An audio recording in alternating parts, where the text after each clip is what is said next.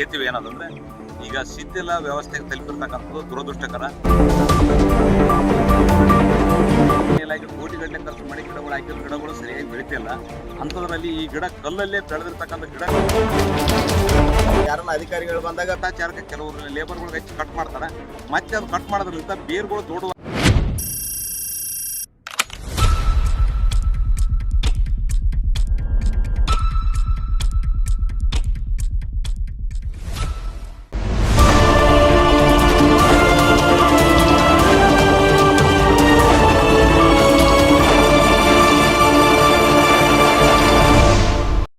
ಭೀಮಾ ಸೇತುವೆ ಸುಮಾರು ನಿಜಾಮರ ಕಾಲದಲ್ಲಿ ನಿರ್ಮಾಣ ಮಾಡಿರ್ತಕ್ಕಂಥ ಈ ಸೇತುವೆ ಏನದಂದ್ರೆ ಈಗ ಶಿಥಿಲ ವ್ಯವಸ್ಥೆಗೆ ತಲುಪಿರ್ತಕ್ಕಂಥದ್ದು ದುರದೃಷ್ಟಕರ.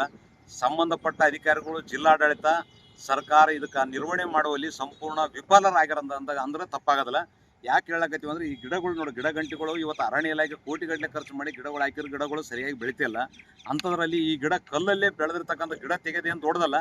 ಆದ್ರೆ ಆ ಗಿಡಗಳನ್ನು ಈ ಭಾಗದಲ್ಲೇ ಅಧಿಕಾರಿಗಳು, ಮೇಲಧಿಕಾರಿಗಳು, ಸಚಿವರ ಪ್ರವಾಸ ಟೈಮ್ನಾಗ ಮೇಲೆ ಏನದು ಕಾಟಾಚಾರಕ್ಕೆ ಕೆಲವರು ಲೇಬರ್ಗಳಿಗೆ ಹೆಚ್ಚು ಕಟ್ ಮಾಡ್ತಾರೆ. ಮತ್ತೆ ಅದು ಕಟ್ ಮಾಡೋದ್ರಿಂದ ಬೇರ್ಗಳು ದೊಡ್ಡವಾಕಿಸಿ ಅದು ಒಳಗಡೆ ಸೇರ್ಕೊಂಡು ಕೇಸಿ ಕಲ್ಲುಗಳಲ್ಲಿ ಶಿಥಿಲ ವ್ಯವಸ್ಥೆಯಲ್ಲಿ ಅದ ಎಲ್ಲ ಕಡೆಗೆ ಬಿರುಬಿಡೋದಾಗತ್ತೆ. ನಾಳೆಗೆ ಏನೋ ಅನಾಹುತ ಆದರೆ ಯಾರು ಜವಾಬ್ದಾರು? ತಕ್ಷಣ ಅವು ಗಿಡಗಳ ಗಂಟೆಗಳ ಕಟ್ ಮಾಡೋದ್ರ ಜೊತೆಗೆ ಬೇರು ಸಮೇತ ಕೆಮಿಕಲ್ ಹಾಕಿ ತೆಗೆದು ಕೇಸಿ ಆ ಶಿಥಿಲ ವ್ಯವಸ್ಥೆಯಲ್ಲಿ ಇರ್ತಕ್ಕಂಥ ಎಲ್ಲ ಕಡೆಗೆ ಏನದ ಕೆಮಿಕಲ್ನಿಂದ ಸಿಮೆಂಟ್ಲಿಂತ ಪ್ಯಾಚ್ ವರ್ಕ್ ಮಾಡಿ ಮುಂದಾಗ್ತಕ್ಕಂಥ ಅನಾಹುತವನ್ನು ತಪ್ಪಿಸೋಲಿ ಜಿಲ್ಲಾಡಳಿತ ಮುಂದಾಗಬೇಕು. ಮುಂದೆ ಏನಾದರೂ ಅನಾಹುತ ಆಯಿತು ಏನೋ ಮಾಡಿದ್ರೆ ಅದಕ್ಕೆ ನೇರ ಸರ್ಕಾರ, ಜಿಲ್ಲಾಡಳಿತ, ಸಂಬಂಧಪಟ್ಟ ಅಧಿಕಾರಿಗಳೇ ನೇರ ಹೊಣೆ ಹೊರಬೇಕಾಗ್ತಕ್ಕಂಥದ್ದು ನಂದು ಆಗ್ರಹ. ದಿನನಿತ್ಯ ಏನಂದ್ರೆ ನಾವು ಇಲ್ಲೇ ಓಡಾಡ್ತೀವಿ ರೀ, ಗಿಡ ಗಂಟಿ ಜಾಸ್ತಿ ಬೆಳೆದವ. ಏನಂದ್ರೆ ಅದು ಯಾರನ್ನ ಅಧಿಕಾರಿಗಳು ಬಂದಾಗ ಮ್ಯಾಲ್ ಕಟ್ ಮಾಡಿ ಅಷ್ಟೇ ಬಿಟ್ಬಿಡ್ತಾರ, ಮತ್ತೆ ಬೆಳಕಾಯ್ತವ. ಇಲ್ಲೇನ ಬೇರೆ ಕಡೆ ಗಿಡ ಹಚ್ಚಿದ್ರೆ ಜಲ್ದಿ ಗಿಡ ಬೆಳಲ್ಲ. ಇಲ್ಲಿ ಅಂತೂ ಪೂರ ಸಾಕಷ್ಟು ಗಿಡ ಬೆಳೆದವ. ಇದನ್ನೇನಂದ್ರ ಬಂದು ಎಲ್ಲ ಪರಿಶೀಲನೆ ಮಾಡಿ ಗಿಡಗಳ ಪೂರ ಬುಡದಿಂದ ಕಿತ್ತಾಕ್ಬೇಕಂತೇಳಿ ಹೇಳಾಗುತ್ತೆ. ನಿಮ್ಮ ಹೆಸರು? ಭೀಮಾಶಂಕರ್.